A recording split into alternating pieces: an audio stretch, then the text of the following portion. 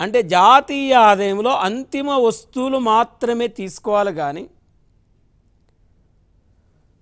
ప్రాథమిక వస్తువులు తీసుకోకూడదు, మాధ్యమిక వస్తువులను తీసుకోకూడదు. ఓన్లీ అంతిమ వస్తువులు తీసుకోవాలి. అంటే వస్తువులు జనరల్గా 3 రకాలు ఉంటాయి. ఒకటి ప్రాథమిక వస్తువులు, రెండోది మాధ్యమిక వస్తువులు, మూడోది అంతిమ వస్తువులు. ఇక్కడ ప్రాథమిక వస్తువులు, మాధ్యమిక వస్తువులు, అంతిమ వస్తువులు. అంటే జాతీయ ఆదాయం లెక్కించేటప్పుడు ఏ వస్తువులు తీసుకోవాలి? కేవలం ప్రాథమిక వస్తువులు తీసుకోవద్దు అంటున్నాం, మాధ్యమిక వస్తువులు తీసుకోకూడదు అంటున్నాం, ఓన్లీ అంతిమ వస్తువులు తీసుకోవాలని చెప్తున్నాం.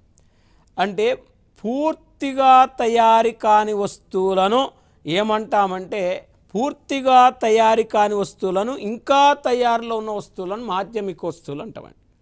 అంటే వస్తువులను ఉత్పత్తి చేయటానికి ఉపయోగించే ముడి పదార్థాలను ప్రాథమిక వస్తువులు అంటాం. అంటే వస్తువులను ఉత్పత్తి చేయటానికి ఉపయోగించే రా మెటీరియల్, ముడి పదార్థాలని మనం ప్రాథమిక వస్తువులు అంటాం. ఎగ్జాంపుల్, మరి కాటన్ ఉంది, యార్న్ ఉంది, క్లాత్ ఉంది. కాటన్ పత్తి ఉంది, యార్న్ క్లాత్. మరి కాటను, యార్ను, క్లాత్, కాటను, యార్ను, క్లాత్.